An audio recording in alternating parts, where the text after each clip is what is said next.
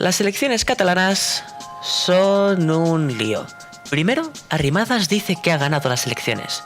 Puigdemont también. El país que Ciudadanos ha frenado el independentismo y luego que no. Entonces, ¿qué ha pasado aquí? ¿Quién o qué ha ganado? ¿Lo ha hecho de forma justa? Y lo más importante, ¿dónde queda el periodismo?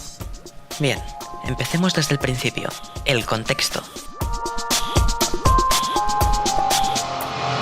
El objetivo de las elecciones no viene a ser otra cosa que, mediante un proceso democrático, configurar un parlamento que más adelante constituirá un gobierno, el cual tendrá la responsabilidad de legislar durante esta etapa democrática. Pero este no viene a ser el caso de las elecciones catalanas de 2017. Fueron convocadas por el gobierno español a consecuencia de la declaración y aprobación de independencia de Cataluña en octubre de 2017. Lógicamente, los partidos políticos catalanes tienen una posición al respecto. Los que están a favor de la independencia ya declarada o de que se pueda votar, los que están en contra de la independencia y de que se pueda votar... Un paréntesis, en contra de que se pueda votar sin la mayoría de España, es decir, de partidos favorables a un referéndum en las elecciones generales. Cosa que, a ver, no tiene pinta de pasar pronto.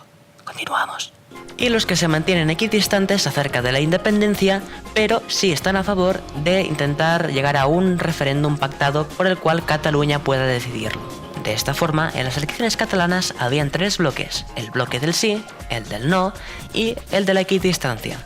La forma en la que los votos se distribuyan dentro de esos bloques no significa que tengan menos o mayor relevancia. Relación entre votos y escaños aparte, de eso hablaré luego. Si, por ejemplo, Esquerra Republicana y Junts per Catalunya se hubieran presentado en una lista conjunta como hicieron en 2015, hubieran sido los partidos más votados y con más escaños. Por tanto, hubieran sido los ganadores de las elecciones. Pero, ¿habría cambiado algo? ¿Lo entiendes ahora? Esto también va de partidos, pero antes va de bloques, va de cuál es la posición del pueblo. Esto, con unos resultados tan cercanos al 50% de la participación, crea aún más confusión, ya que en las elecciones existe cierta discordancia entre el porcentaje de votos y la representación que se adopta en escaños en el Parlamento. Esto, a menos que estés dispuesto a aceptar que tu sistema electoral afecte drásticamente a la participación, siempre es así, solo que a veces beneficia a los partidos más grandes y otros a los más pequeños. Para que entiendas mejor cómo funciona esto en España, porque al contrario de lo que algunos dicen, no es una ley catalana, te dejo en la descripción dos vídeos que lo explican muy bien. Así que, más allá de la legitimidad o no, admitámoslo, las elecciones no están diseñadas para decisiones concretas. Y sí, en este caso, los partidos favorables a la independencia llegan a la mayoría absoluta del Parlamento. Pero, ¿qué pasa con los votos? El bloque del sí ha sido el más votado, con un 47,4% de los votos. El bloque del no, el segundo más votado, con un 43,4%. Y el bloque equidistante, con un 7,4%. Todo esto con casi el 82% de la participación, la más alta histórica de Cataluña. También dicen por ahí que el independentismo ha perdido apoyo, cuando esto no es así. De hecho, lo ha votado más gente que nunca.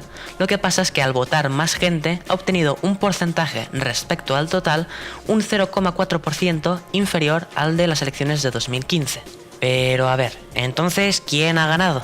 Habiendo tres bloques de ideología política, es bastante complicado afirmar que cualquiera de ellos haya ganado o perdido teniendo menos del 50% de los votos, puesto que no es una pregunta con una respuesta binaria de sí o no.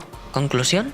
Si bien el independentismo se queda un 2,6% del 50%, sí que existe más de un 50% de los votos dirigido a partidos favorables a un referéndum de autodeterminación. Entonces, ¿quién gana?